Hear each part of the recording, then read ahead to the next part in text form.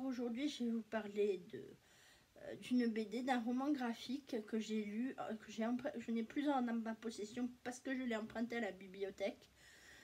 C'est Dad de Nob, aux éditions Dupuis. Et alors cette BD, je l'ai trouvée très bien. C'est toujours le même principe, c'est un père qui élève seul ses 4 filles. Il y a Pandora, il y a Ondine, il y a Roxane et bébé Bérénice. Alors, dans ce tome, on va suivre plutôt le père avec ses déboires dans le domaine de sa recherche de travail.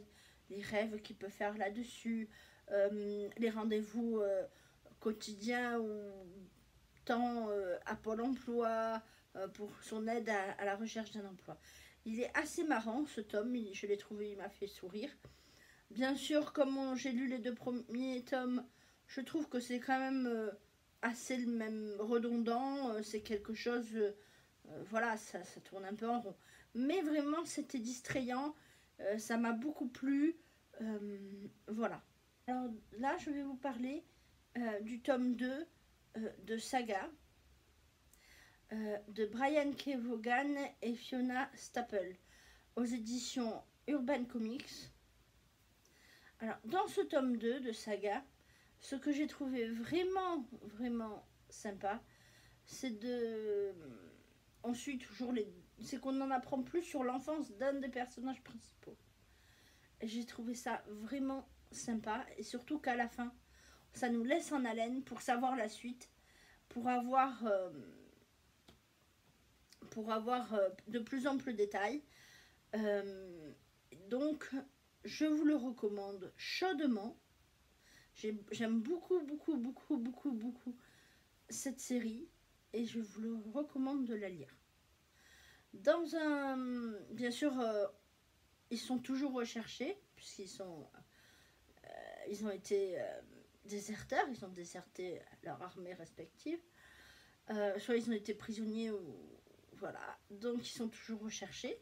Mais leur recherche se poursuit en même temps que leur histoire, l'histoire du passé d'un des personnages.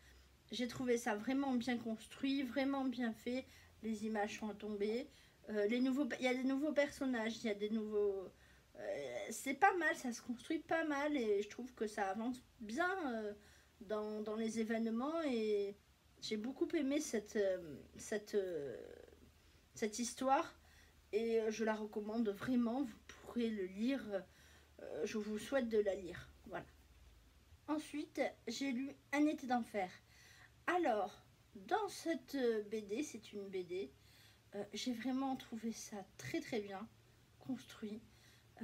En fait, c'est l'histoire d'une petite fille qui a des origines russes et qui n'arrive pas très bien à s'intégrer dans le monde anglo-saxon, américain. Voilà, elle s'intègre pas dans le monde américain et donc elle dit elle a une idée en tête. Pour pouvoir s'intégrer, il lui faut des gens qui ont la même culture qu'elle. Pour cela, elle va décider d'aller dans un camp qui est spécialement pour les gens d'origine russe. On parle en russe, on mange russe, on fait tout en russe. Bon. Mais tout ne va pas se passer comme elle croit. Malgré ses origines russes, il va y avoir aussi un problème d'intégration en fonction de l'âge et de la catégorie. Celles qui sont avec elle sont là depuis longtemps et voilà, donc elles sont plus âgées qu'elle. Donc en fait l'intégration se pose aussi dans sa propre culture, pas que dans la culture d'origine, voilà, pas que dans la culture qui nous a d'adoption. En fait, l'adaptation, en fait, ça parle d'adaptation et de pouvoir d'intégration, que ce soit dans sa culture d'origine et dans la culture d'adoption, je dirais. Je trouve ça vraiment bien mené. Les dessins sont jolis. Il y a un message, je trouve, parce que tout le monde ne le fait pas sur ce thème. Le thème n'est pas facile à aborder, je trouve. Mais au final, c'est quand même enfantin et on a le sourire à la fin. Donc c'est déjà ça. Je trouve que l'autrice Vera Broxogol, euh, elle a bien mené son truc, sa BD, elle a fait pour pouvoir être compris soit par les enfants que ce soit par les adultes aussi. Et je trouve que cette histoire d'intégration est bien à l'heure actuelle, surtout qu'on en parle beaucoup, des problèmes d'intégration des immigrés, ce qu'ils ressentent, et je trouve que ça peut jouer en cette faveur, dans le sens où, voilà, ils ont une culture d'origine et ils ont une culture aussi d'adoption. Donc, voilà, ça s'appelle l'intégration aussi.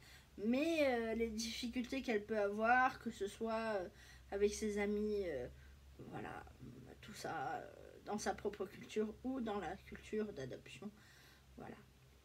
Et aussi, il y a aussi un thème aussi qui peut revenir, enfin, qui peut revenir, que l'on peut comprendre à demi-mot, c'est la catégorie sociale, vu que c'est une immigrée, elle n'a pas la catégorie sociale des gens qui sont là depuis pas mal de temps. Donc tout ce qui est assez onéreux, les parents l'achètent pas. Voilà, c'est ça. Donc il y a aussi une barrière financière qui peut freiner, mais je trouve ça vraiment bien fait.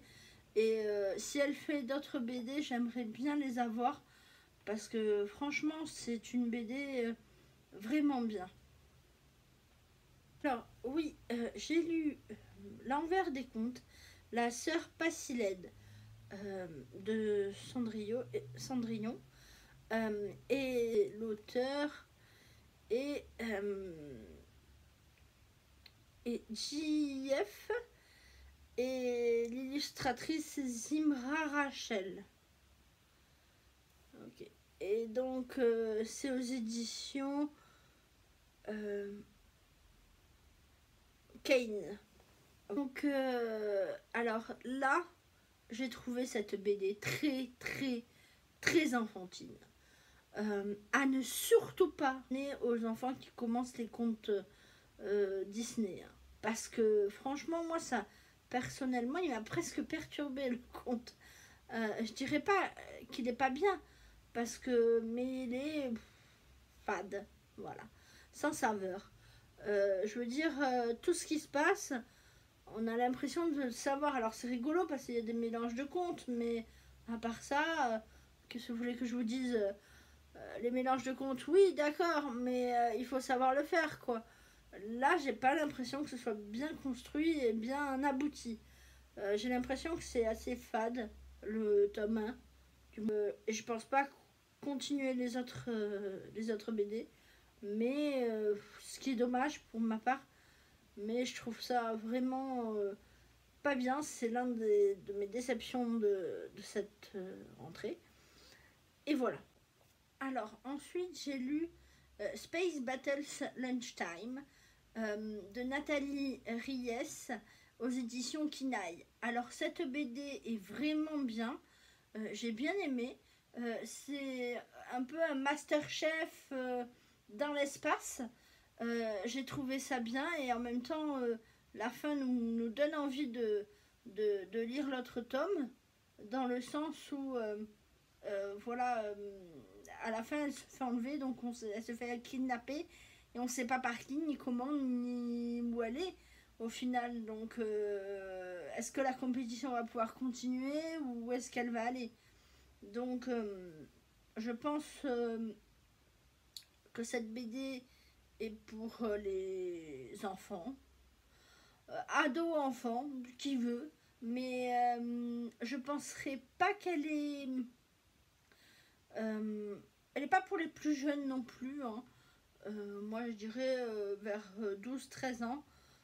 Voilà, mais j'ai vraiment trouvé ça bien. Au départ, elle se fait enlever sur Terre et après, Mais j'ai trouvé ça quand même assez intéressant de suivre cette bataille Masterchef de l'espace. C'est vraiment... les dessins sont sympas.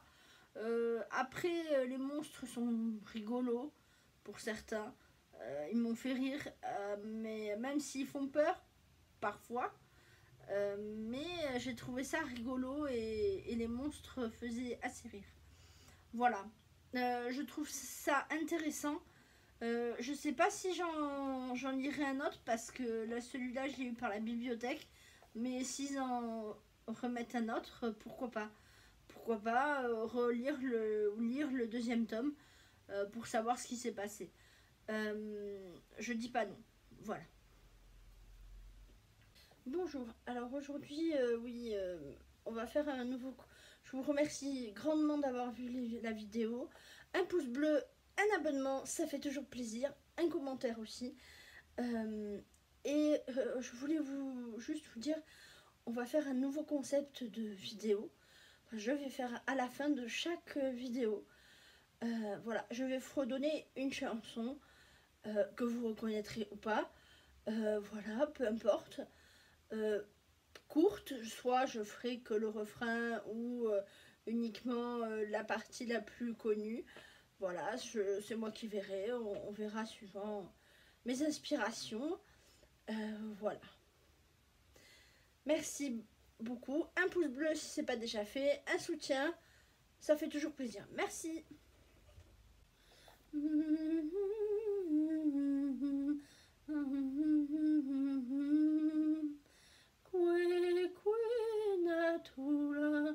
Un jour tu verras, ton cœur chantera et tu comprendras.